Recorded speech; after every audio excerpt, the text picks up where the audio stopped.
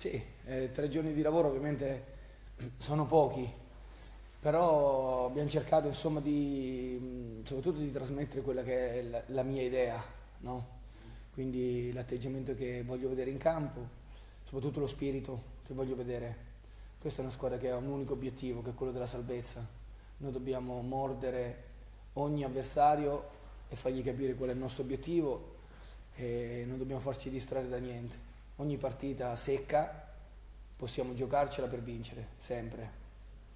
Poi ovviamente ci sono gli avversari, se dopo averle provate tutte dimostreranno di essere stati più bravi di noi, gli stringeremo la mano e accetteremo la sconfitta. Però avremmo dovuto provarle tutte. Che tipo di come la trovati? Di Ma solito quando si cambia l'allenatore sono reazioni più o meno diverse. Come hanno reagito questi no, ragazzi? io la cosa che mi è piaciuta è stata subito la grande disponibilità di questi ragazzi, ma non mi meraviglia perché sapendo come lavoravano i miei predecessori, sia Costantino che Cosco, quindi immaginavo che avessero creato un gruppo importante, soprattutto dei valori morali importanti.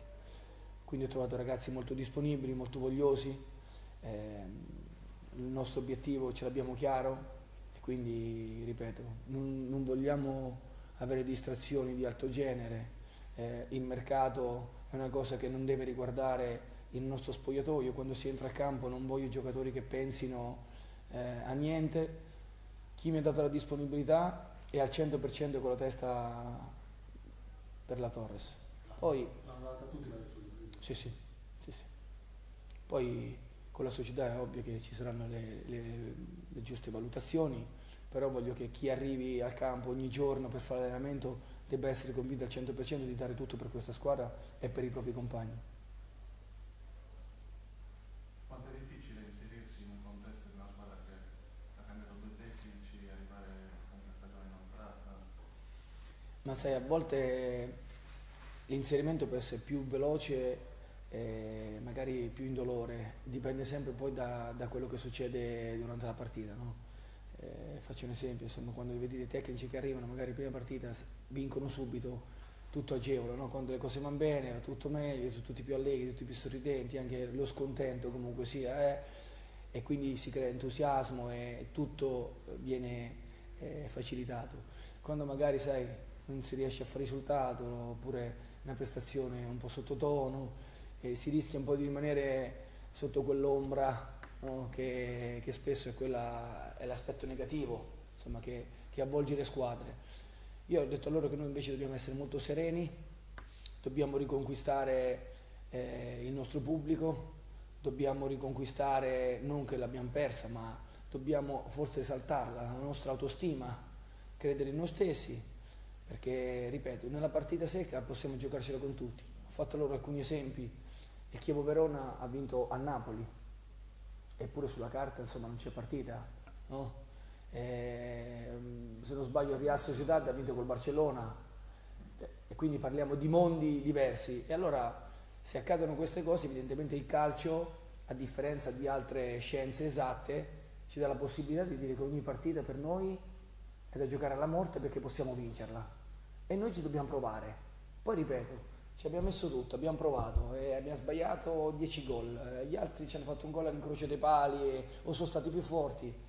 E niente, accetteremo ma con serenità. Credo che la cosa che faccia male ad una squadra è uscire dal campo sapendo di non aver fatto tutto, di non averci provato. Ecco, noi ci proveremo. Questa però è una sfida a salvezza, si deve chiamare così, perché Certo. le squadre sono in una zona di classifica. Sì, ma noi siamo consapevoli di essere imbrigliati in una zona calda della classifica, ma del resto se il nostro obiettivo è la salvezza dobbiamo abituarci a vivere con queste pressioni tra virgolette, perché chi gioca a calcio ogni partita la deve vivere comunque sia come una partita da conquistare e da vincere. È normale che noi abbiamo bisogno di far punti, ma come del resto tutte le altre squadre che come noi lottano, ci sono tanti scontri diretti, c'è un girone intero, dobbiamo stare tranquilli perché non è l'ultima partita, però voglio che la interpretino come la partita. Per noi c'è la partita, l'unico obiettivo che abbiamo avuto da mio arrivo giovedì fino a domani è la Pro Patria. Per noi non esiste il resto del campionato, non esistono le altre partite, non ci interessa. Da lunedì, anzi da domenica sera, guarderemo. il Como e penseremo al Como. Come l'avete preparata stamattina? Ma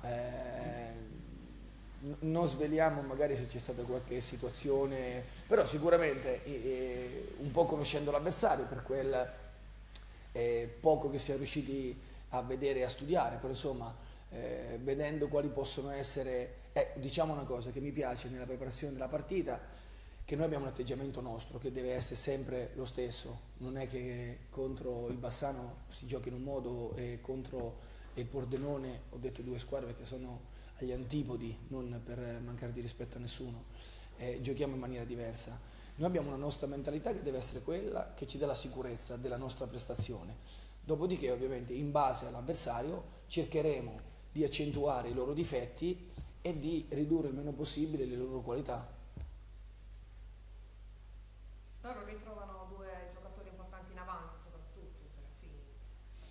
Sì, parliamo di giocatori importanti, lo stesso Baclé, insomma, hanno il curriculum pesante, però per esperienza dico che il curriculum è stato, parliamo del presente. Noi abbiamo tanti ragazzi giovani che invece vogliono essere e vogliono crearsi un futuro, quindi grandissimo rispetto per i giocatori importanti, perché Serafini è un giocatore che in questa categoria può spostare gli equilibri, lo stesso Baclé, lo stesso Candido, Giorno è un ottimo giocatore, è una squadra sicuramente molto interessante, è un bravissimo allenatore, quindi abbiamo un grandissimo rispetto della Pro Patria, sappiamo che sarà una partita durissima, però noi altrettanto abbiamo le nostre convinzioni, abbiamo soprattutto una grandissima voglia di raggiungere due obiettivi, la salvezza e quello ovviamente di fare un grande regalo al mister Cosco, che sarà appunto la salvezza che ovviamente è iniziata con lui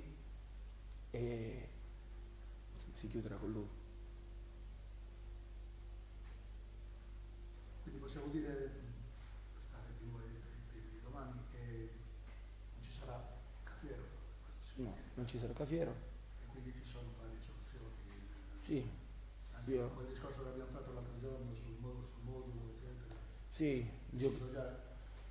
sì, Informazioni dopo dipende sempre da come piacciono disporre i numeri, no?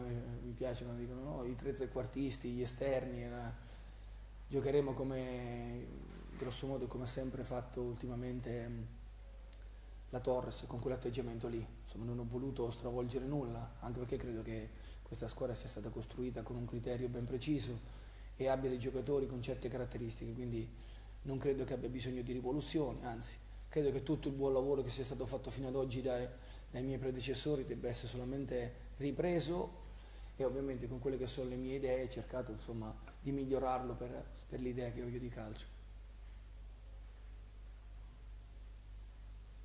Cosa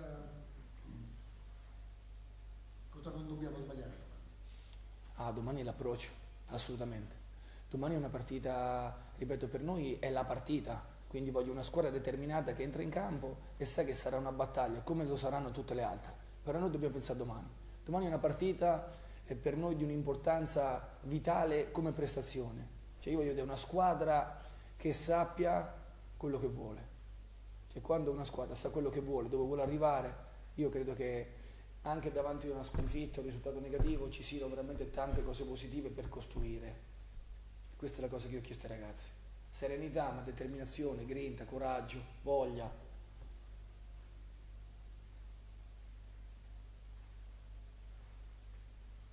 Quindi della Pro Patria cosa otteniamo di più? Ma sicuramente, ripeto, è in generale un buon organico, probabilmente ha meno punti di quelli che merita. Ho visto alcune partite, magari ricordo quella di Como che vincevano 3-0, hanno perso 4-3, la stessa partita di domenica dove erano in vantaggio, magari poi sono stati bravi a rimetterla in piedi. Insomma è una squadra che non molla mai, è sicuramente un osso duro. Ha dei giocatori che abbiamo detto che hanno un curriculum, quindi una storia calcistica importante, ha delle ottime individualità, quindi credo che sia una squadra veramente da rispettare e da prendere con le molle. Un messaggio ai tifosi? Ma ai tifosi io non è che voglio mandare messaggi perché credo che prima di chiedere bisogna dare, quello che dico ai miei ragazzi. Quindi parto da noi dobbiamo dare l'immagine, la sensazione di quello che vogliamo fare da grandi.